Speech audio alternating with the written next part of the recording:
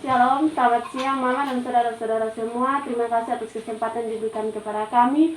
Kami dari kelompok 12 akan menjelaskan tentang surat Paulus kepada jemaat di Filemon. Kita masuk bagian pertama, yaitu pendahuluan. Surat Filemon adalah surat Paulus yang paling singkat. Berdasarkan lingkungan penerimanya yang terbatas, surat ini jelas memberikan kesan sebagai surat pribadi.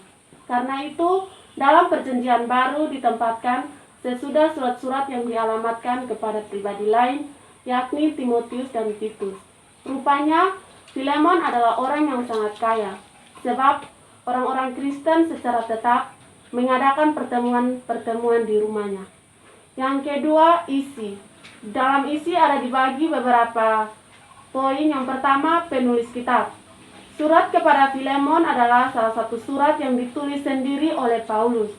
Ia menulis surat ini kepada Filemon dan semua anggota jemaat yang bersekutu di rumahnya di Kolose. Ayat rujukannya di ayat 2. Yang kedua, tempat penulisan kitab. Paulus menulis surat ini dari dalam penjara, dan Paulus memandang dirinya sudah tua serta usianya yang lanjut dalam penjara di Roma. Dengan demikian, maka surat ini ditulis dalam penjara, yaitu di Roma. Yang ketiga, tahun penulisan kitab.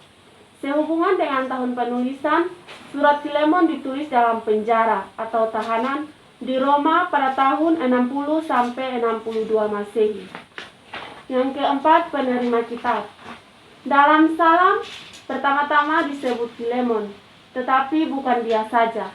Kita diperkenalkan dengan Apphia, Archippus atau istri dan anak Filemon, dan dengan jemaat di rumahnya. Surat ini terutama dialamatkan kepada Filemon, sekaligus ditujukan kepada orang lain yang disebutkan namanya, yaitu Apphia dan Archippus. Yang kelima, tujuan penulisan kitab. Surat ini ditulis berkaitan dengan pertemuan Paulus dan seorang budak Onesimus yang lari dari tuannya Filemon. Surat kepada Filemon ini ditulis Paulus waktu mengembalikan seorang budak bernama Onesimus kepada majikannya, yaitu Filemon. Paulus menyampaikan maksud, yakni supaya Filemon menerima hamba yang bersalah itu dengan baik. Surat ini dikirimkan dengan maksud menjamin keamanan, perdamaian, dan penerimaan kembali Onesimus oleh tuannya. Bagian selanjutnya akan dibawakan oleh saudari Julius. Konteks pergumulan kitab. Onesimus mungkin sudah takut untuk kembali lagi kepada Filemon, karena kepadanya dapat dikenakan hukuman yang berat, sebab pelarian seorang budak dianggap sebagai suatu kesalahan serius.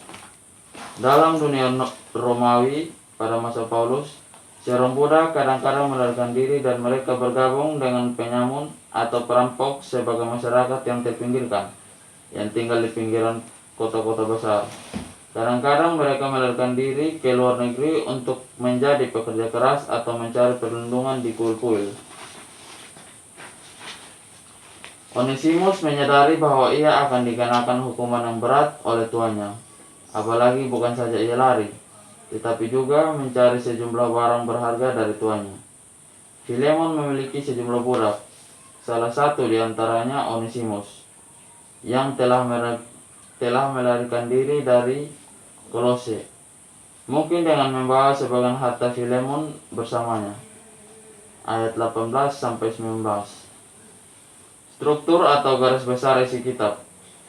Pembuka, Filemon pasal 1 ayat 1-3. Paulus yang ditemani Timotius mengucapkan selamat kepada Filemon seisi rumahnya. Ucapan syukur, Filemon pasal 1 ayat 4-7. Mengenai kasih dan iman Filemon yang merangkum semua orang kudus atau Kristen. Bagian utama surat Filemon pasal 1 ayat 8-22 membahas masalah Onesimus, salam dan berkat. Filemon pasal 1 ayat 23-25 mengikut sertakan sejumlah teman Paulus dan tertuju kepada semua orang teman beriman di rumah Filemon. 8. Ciri khas kitab. Kasih melampaui semua batas status sosial. Kasih agape dan kasih sitiftis merupakan ciri dan sikap seorang Kristen dalam hubungan dengan semua orang percaya dan dengan Tuhan. Kasih ini disebut pertama karena penting dalam kaitannya dengan permohonan Paulus. Semua orang yang percaya kepada Kristus adalah saudara.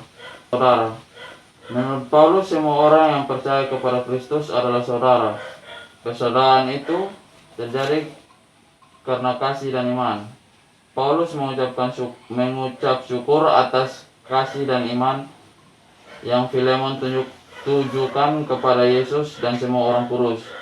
Filemon pasal 1 ayat 5. Oleh karena itu, Paulus memohon kepada Filemon untuk menerima kembali Onesimus sebagai saudaranya. Demikian hasil penjelasan kami tentang surat Filemon. Sekian dan terima kasih. Shalom.